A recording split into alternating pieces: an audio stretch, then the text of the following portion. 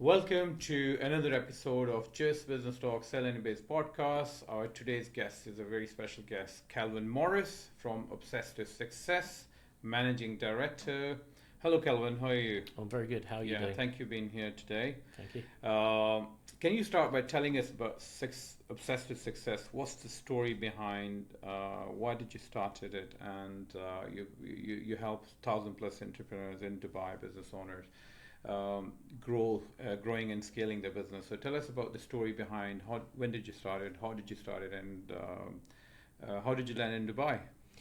So originally from the UK, for 23 years been a business owner, had some really successful businesses, and after starting 12 different companies myself, I realised that where my passion for business really lay was with the growth of a business from scratch and actually getting things off the ground, the struggle of the business. Mm-hmm. And I really wanted to capture my obsession for business, and I live and breathe business every day. Don't really take a day off. Obviously, spend time with the family, but I'm so passionate about business and success and continual growth. I wanted to capture a name in the business that done that, which is why it's called Obsessed to Success. So that's where the name came from, and it really came about from starting all of those businesses, having very high-end coaching in the UK and London for 5 years, and watching the people who were mentoring me, even though I'd had businesses for 17 years at that point, watching them grow businesses that are hundreds of millions of pounds in turnover, and really understanding the way that they do it, the way they sell, the way that they prospect clients, and the way that they get their audience excited to literally throw money at them. And that was really, the beginning, 3 years into the 5 years of being coached. My peers, the people who were being coached on these high-end programs with me, they would come to me and ask me for some advice because I was one of the more experienced business people in the room. I'd tell them some things to do. They'd go away for that month. We'd come for the next monthly meetup, and then they'd say, "Oh, that was amazing. That really worked in my business. What do I do next?" And somebody just said to me one day, "You should really be doing this as a career, as a living, right? Is helping other business owners." And sometimes people say things to you like one little sentence, and then what happens is, that really sticks with you. I don't know if you've ever been on a training course or something similar, and somebody just says one thing that just really, really sticks with you, and that's what it was, and that's really how Obsessed to Success came about. Mm-hmm. Great. So 23 years in business and 12 companies. So tell us some pivotal moments in your career, and what are the support businesses required today? So 12 companies that I've started myself. When I just left school, plumbing MVQ, plumbing wasn't for me. Worked in McDonald's full time, became a manager in McDonald's, and a lot of people might frown upon that as a starter point. And do you know what? The reason it's one of the biggest companies in the world is strict process and procedure with every single aspect of the business. You can train anybody to do it because of the strict process, and that really sort of launched me into management. So then went on to Domino's Pizza, became a manager there, was never going to stay in that space. It wasn't for me long term. And then at 19 started a company with my mum, which is called Elite Care Services, which is the longest company, which is the 23-year-old company that we still have today. And for me, I'm not sure if it was a natural progression. I can remember having to learn profit and loss and cash flow, and we had a coach, a mentor that would come in and help us, and I didn't know anything about that. So your mom was business partner in all your companies, or no, in the main company. I call it the main company. It's the one that we've had the longest. Right, so you had a parent company, a holding, and then you had the business. That company has like a holding company and some businesses underneath. The rest of the businesses I started on my own. And what was the activity of that company? What was the business model? So it was recruitment. So we were supplying workers, care workers and qualified nurses to care homes and to nursing homes for the elderly in the UK. Right, okay, great, okay. And so great. So you're passionate about helping other business owners and entrepreneurs in obsessed to success. So tell us some of the common mistakes to avoid in your business journey. What not to do as an entrepreneur or business owner? So if we talk about failing businesses, the things Mm-hmm. that I see quite common are that when people start a business, they think one, it's going to be easier than employment. Mm-hmm. They're going to do less hours.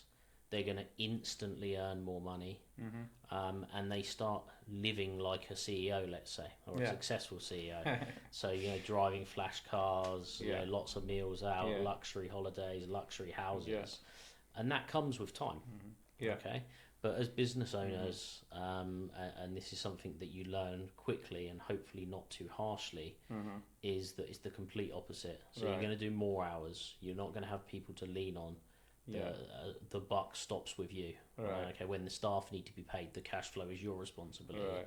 You need your invoices paid on time. Uh-huh. I would say that you should never take finance in the business. Mm-hmm. So I see so many people in and around Dubai, and they're saying, "Oh, I need a loan or I need investment." Mm-hmm. And often I reply to some of these people and say, "What's the opportunity?" And they say, "You're going to give me money. I'm going to give you more back." Right. And they don't understand the back end of a business, Mm. right?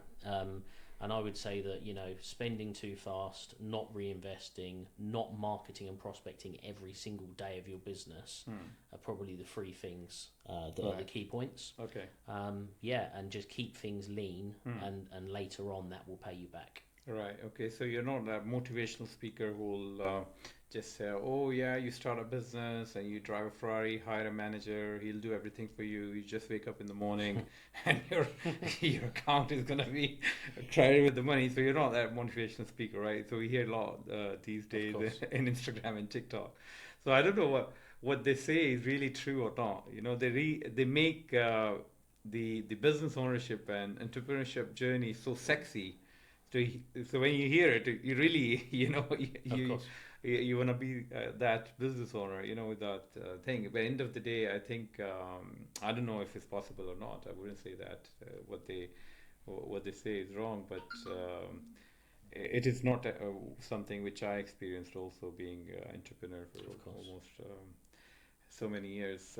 So you call yourself a business growth uh, specialist, right? Yes. Strategist. So tell us the power of, and you really having a conversation a few times. So you really emphasize a lot on backend systems, building processes Yes. earlier on of your business journey. So tell us about your thesis or your mantra of building those backend system and processes. Some of the systems which are must to do if someone is starting a business Yeah. who's listening to this podcast today. So just taking a step back into Elite Care, into our company that we've had for the longest, and early on we were scheduling and booking staff out because that's what that business did as an agency, on a spreadsheet. And when we grew out of the spreadsheet, we had to find some software, didn't exist. And then we had our first piece of software built, which we called Care Home Management System. And that was where I really started to understand the back end processes and procedures needed around the softwares that run your business. Now, we're going back maybe 20 years now, and we built it based on a server that was sat in the office, and it was real hard work to get the data from one to the other through a floppy disk originally. Then there was this bigger thing, and then USBs came out, and CDs and all kinds of stuff, and it was a real pain to take data from one to the other. And then eventually we rebuilt that as a web app, which is still the same system we have today, probably 12 years into development. It obviously leveled off at one point. And as softwares and technologies have grown, I realised that you can have the systems. We've probably put £1 million into that software over that time. And look, don't get me wrong, it's paid itself back easily. But now you can get those softwares pretty much same day. Go and find yourself a back end system or a CRM, and you can put it in place. So what's really important is having those back end systems behind your business, and it's surprising how many businesses there are that don't, or they either have a CRM, just collecting data and not doing anything with it, or they don't really truly understand the power of having that CRM and collecting the data as you go. Right. Okay. Cool. So, lending a 12 million pound contract, right? Yes. And oiled business machine must have been incredibly rewarding journey for you. So, walk us through the achieving high growth in a business. So, if you want to grow higher, so what are some of the strategies one can apply to grow business rapidly? So there's a few things. So the £12 million contract wasn't a £12 million contract day one. We had no idea it would turn into that. We jumped on Google AdWords when it first appeared. We started running some ads. I locked myself in a dark room for 40 or 50 hours and learned Google AdWords at that time. That we got one booking through that, or one of the bookings we took turned into something much bigger in the background, which turned into this 12 million contract. And I think that, you know, what will happen in most businesses, at least in my experience, is that you end up with your, let's call them your day-to-day clients, the people that come and go, or they spend a bit of money and disappear, and you replace them depending on what your business does. And then every now and again you get those winners, those real big clients that appear. And if you're not, you know, treating all of your clients like royalty, they might come and go and you don't even know it. You might miss those clients. I'm sure you've had clients that have given you repeat business, and they've come back again, and then somebody comes and says, oh, that person recommended you. And then sometimes that one client who recommended somebody turns into the big client, right? Yeah, because we get a lot of referrals, Yeah, absolutely. So, you know, for me, it's about looking after everybody, giving them an opportunity, everybody an opportunity. I mean, at the moment, I do a lot of Zooms, but my team qualify them. And when we first started Obsessed to Success, we were doing a lot of Zooms that were a waste of time. People that weren't a fit for us. But I had to, you know, craft the team to say this is the process of vetting those people. So now I do less Zooms but better quality, and I get more clients from it. So you filter your leads now, yeah? Absolutely. So using the automation, I believe, right? Yeah, so the CRM system, the custom CRM that we're using, all of the automations, there's a process that involves WhatsApp and phone calls and telesales, eventually ends up with Zoom with me. So that saves a lot of time, yeah? Of course. So what are the latest trends in tech and in business, and how are you helping business owners to adopt these new technologies, and especially in AI nowadays? So what do you think, as a small business owner, how can they take the AI to the enable in their business? So how are you helping in that area? So I'm an adopter of early technology. I'm not a coder, so I'm not, you know, I understand where things come in. So if you look at AI as the example, it started, or at least the explosion was ChatGPT. And you've got all of these offspurts, and I tried ones that create video for you, and one's a voice cloning one. You know, at one point we were going to be sending private voice notes, which were a clone of my voice, and my staff could do it. And we tried all this different stuff, and then we just picked out certain ones that worked for us in our business.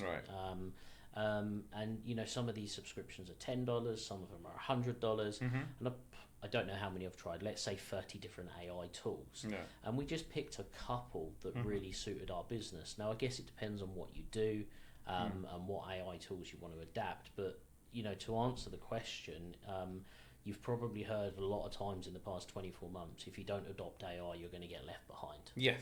Okay. We hear a lot. Over and over and over, you've heard that.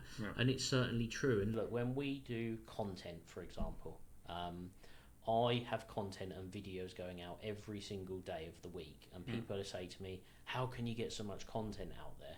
So, you know, our process is we'll go onto ChatGPT, we'll say, I need to create a month of content for videos, give me 50 ideas or 20 ideas.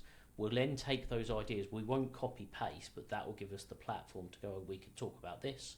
We'll spend a bit of time creating it, and then I'll go into my studio for a full day, phone is off, and I just record videos the whole day. We'll do like 100 videos in a day. Right. Okay. I've got my own videographer who will edit all of that, and then that gives us the content for the coming month or 2 months. So, but it starts with ChatGPT to give us those prompts. So we might say, you know, what's trending in business consultancy this month, what's happening, and that gives us the on-trend content to go and start creating it. So it's just one example.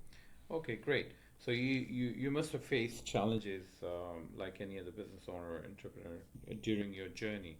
So tell us about your down moments. Did you ever feel quitting, and how do you handle failures, and what do you advise other business owners to handle those tough times, and how do you navigate those periods? Yeah, so look, I think if anybody says that they don't have tough times and life's amazing and it's one upwards you know, curve, then they'd be lying. So using the example of Elite Care, so Elite Care, we nearly lost it probably 6 times, all due to things out of our control. COVID, of course, was crazy. Government changes. Remember, once the government approached us and decided something they told us 2 years ago was not okay, to do with like deductions on wages, and we ended up with £500,000 bill for all of a sudden. So I think that, you know, those things happen and there's nothing you can do about them. And kind of, you know, there's a saying, it doesn't matter if you get knocked down, it's how you get up again and how you continue. And the reason the latter part of the name of the company is To Success is because there is no other option for me. There is no other option than to be successful. Now, have I ever felt like quitting? Yes. Do I still get that? Absolutely. Yeah. You still get? Yeah, absolutely. Really? So Okay. not necessarily like going, I'm going to quit, but I wake up some days and, you know, even if things are going well, sometimes I think, you know, overwhelm. You know, you're dealing with stuff here. I've still got a business in the UK. We're about to deal with the budget this week, which is going to be crazy. And that's affecting different aspects of your life, whilst juggling being a dad and being a husband, and, you know, and spending time with the family and all of that stuff. So, you know, overwhelm exists, but I think it's a case of taking a step back, taking a breather, and understanding you can't do everything in a day, a week, or a month. Right? Is because for me, when overwhelm comes, I'll let it will kind of build up, and then I'll take a breather, and then I'll break it down in my brain and say, I'll do that tomorrow, I'll do that next day, I'll do that the next day, and then kind of dissipate it in that way. But look, it's perfectly normal as a business owner, old or new, you know, experienced or new to the game, to feel that overwhelm. But then it's important to know there's always somebody that's trod the path you're about to go on. Right. Yeah. So I'm going to take this opportunity asking about a very common problem with especially with entrepreneurs, people who see opportunities and want to get it. So they get into too many things at the same time, and they get distracted. You know, like we have one thing going on, another idea comes in, they jump into this, because generally, you know, successful entrepreneurs, they're risk takers, they take decisions quickly, and then they're ending up, before they know it, they're doing 10 different things. Yes. And then they're not able to give time to I'm laughing because I've done that. Yeah, I know. This is a very, I'm sure you can relate that to a story. So now, looking at, you know, your experience with 23 years, 12 companies, so what do you advise? To do one thing well, or, you know, do multiple things at the same time? So what is your advice on this? Both. So here's why. So eggs in one basket, my main company, Elite Care, has fed us incredibly well, but nearly lost it 6 times. Right. At those times, I didn't have enough backup elsewhere. If that would have gone, I would have lost everything. Right. I never have lost everything, but I've come close. Okay. COVID in particular. Now, we talk about the other companies. They were all what I call passion businesses. I used to DJ. I used to, you know, travel around the world a bit. I used to run events in different countries, music related. That's, you know, some of those businesses that I had. And when COVID came, I was running an event brand. and I survived off of that event brand because I couldn't pay my normal salary, and I still had mortgages to pay. I had one kid at the time to pay for, and because of that event brand, I survived. Right. And I think not all your eggs in one basket is smart. Okay. I'm actually meeting a gentleman this evening who started with me, and I was helping him. He wanted to build an online program teaching people how to save money on buying property in Dubai. Right. How to save money. How to save money, yeah. So he's a banker. Yeah. And he started his program, disappeared, couldn't get hold of him. I did a networking event last week. He's a great guy. The gentleman came, and then he said, I got overwhelmed. I was doing this, I was doing this, I was doing this. The example I said, you have a cup of orange juice, and you have 5 glasses. Fill them, but you've got 1 cup of orange juice. Right. So what you've got 1/5 of 5 things. So I said, you can do 5 things, but you can't do them today. So pick one, get good at it, nearly complete it, figure out how to get somebody else to help you on it, then do the next thing. Yeah. And then you've got 2. And then, of course, as you do that, you build your, if we're talking about businesses, you build your key workers, your employees, your trusted people behind it, and your team grows so you can grow the 3rd one faster. Okay. But I'm also a big believer, I used to chase the money a lot.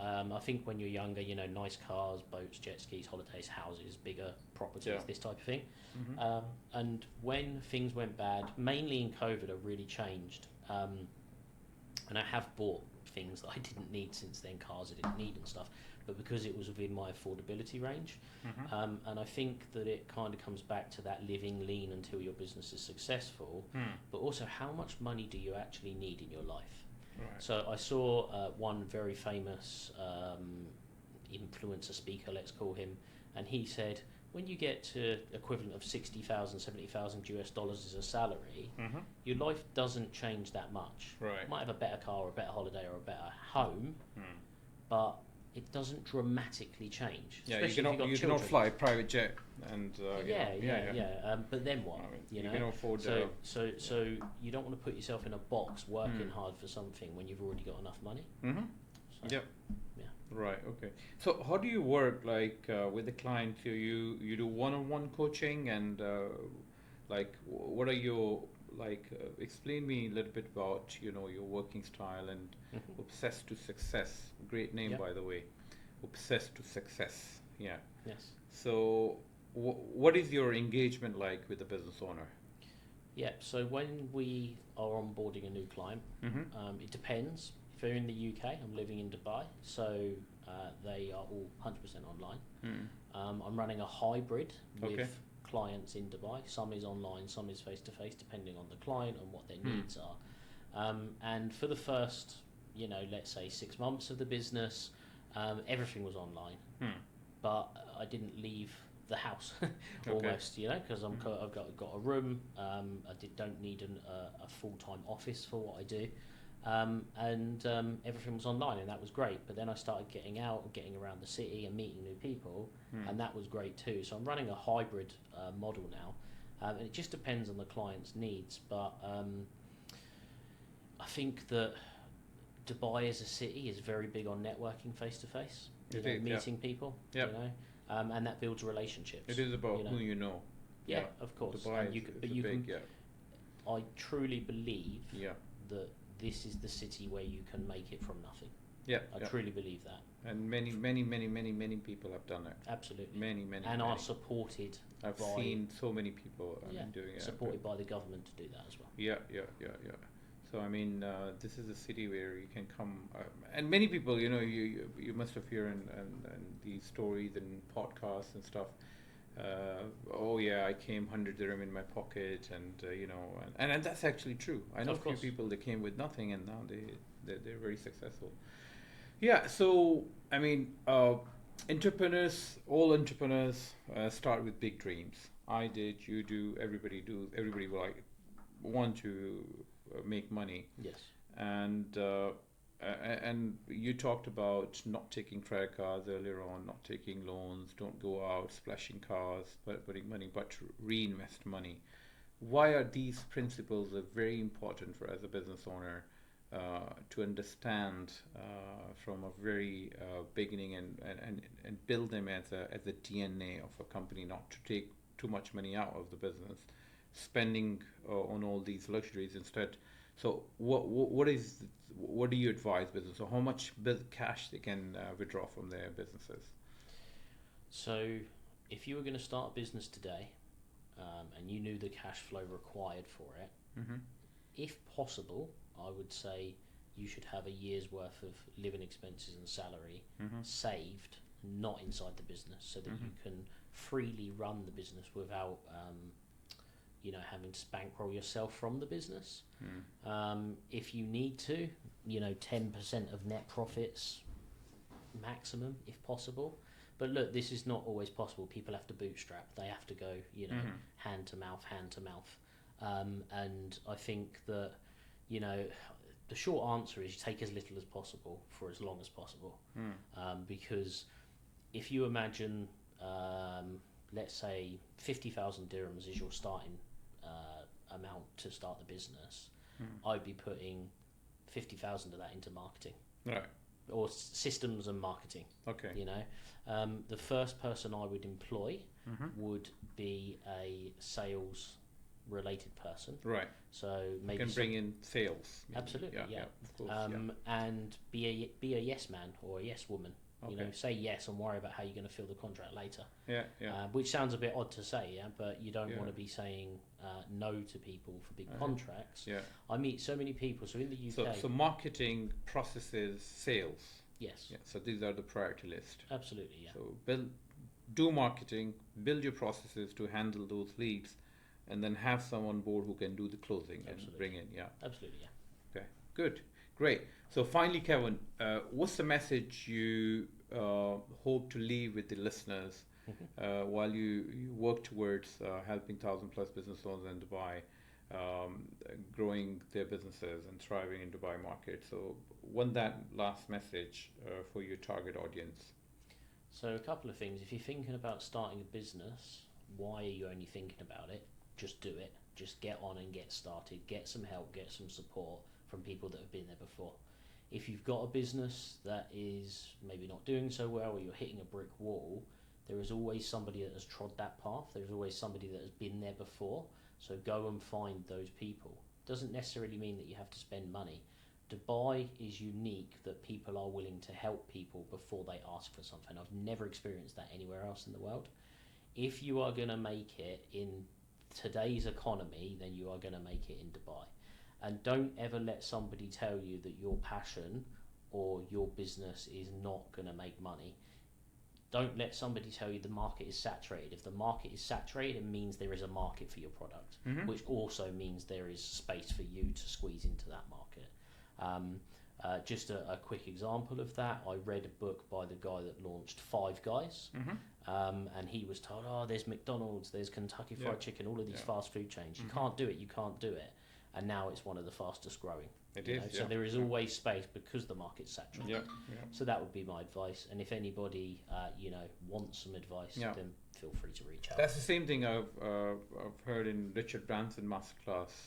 The same. He said, I've never invented any business. So I just see the existing businesses and I see that how can I do better than them? That's it. Yes. All the companies he started does exactly the same. So you don't need to invent reinvent the wheel, right? Reinvent the wheel. So sometimes you just see the business and then see what they're lacking or what they're missing and the opportunities. Kevin, thank you so much. Finally, if any of our listeners want to get in touch with you, how can they get in touch with you? So social medias. So Kalvin John Morris is my personal profile. Obsessed to Success is the page on Facebook.